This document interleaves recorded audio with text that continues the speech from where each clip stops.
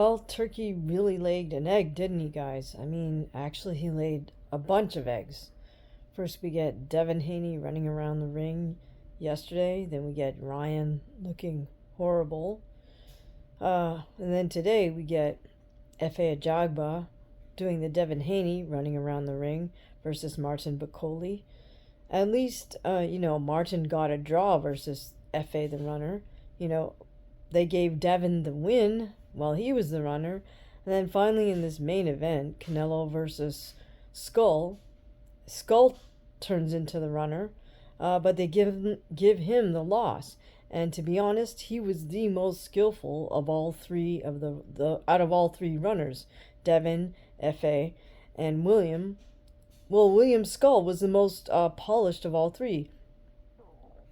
If you want to compare their running styles, well, William Skull is able to change tempo. He's able to move equally well in both directions. He did little feint moves when he moved side to side. He would change up the tempo. He would do little pivot steps. He would sometimes switch into southpaw stands briefly, but it was all very high level, typical Cuban polished amateur style footwork. So why does he get the loss? Being the most skilled runner, whereas Devin gets a win and Efe Ajagba gets a draw, beats the heck out of me. I mean, you really had to give Skull the first few rounds there simply because Canelo didn't do anything. But why did Canelo win? Okay, guys, it has nothing to do with the boxing technicalities. How much do you think Canelo earned in terms of his purse? How much do you think Skull earned in terms of his purse? Have you ever heard of Skull before this fight? Because I hadn't. Do you know that all of these sanctioning bodies, meaning the WBC, WBA, IBF, IBO, whoever, all those three-letter organizations, they all get a percentage of the champion's purse. So, do you think they have a vested interest in who wins the fight? There you go. Okay, did you know the Boxing Commission also gets a percentage of the champion's purse? So again, who do you think they want to win? Case closed. All right, but the bottom line here now is Paulie Malignaggi, in this case, I agree with him. He's asking, why are we letting Canelo make these fights?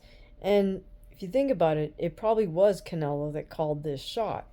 I'm pretty sure he negotiated this fight with Turkey as an agreement that Canelo would get this fight to unify the belts, and then he would fight Terence Crawford.